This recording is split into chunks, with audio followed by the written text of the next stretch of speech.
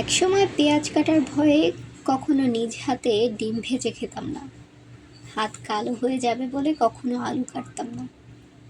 সবজি কাটার ভয়ে মা যখন রান্নাঘরে ঢুকতো তখন আর আশেপাশেও থাকতাম না। রান্নাঘরে ঢুকতাম না, যদি হাত পুড়ে যায় আর পোড়া দাগটা যদি থেকে যায়, কি বিশ্রী ব্যাপার হবে। খাবার শেষে প্লেটটা টেবিলে রেখে উঠে যেতাম, তবুও মায়ের কোনো অভিযোগ থাকতো না।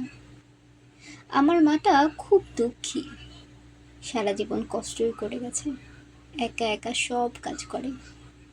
কখনো বলেনি আমার মেয়ে কোনো কাজ করে না, বরং বলে আমার মেয়েটার কাজ করার প্রয়োজন নেই, মেয়েটা সারাদিন খুব খাটুনির উপরে থাকে। আজ যখন পেঁয়াজ কাটি, সবজি কাটি, আলু কাটি, রান্না করি, তেল ছিটে আসলে শব্দও করি না, তখন মায়ের মুখটা চোখে ভাসে আর দু চোখ গড়িয়ে মায়ের জন্য জল পড়ে। তখন খুব ইচ্ছা হয় আবার যদি মায়ের কাছে চলে যেতে পারতাম, তাকে কোনো কাজ করতেই দিতাম না। আজ মায়ের কষ্ট উপলব্ধি করতে পারি, সেও হয়তো তার মায়ের ঘরে আমার মতোই আদরের মেয়ে ছিল।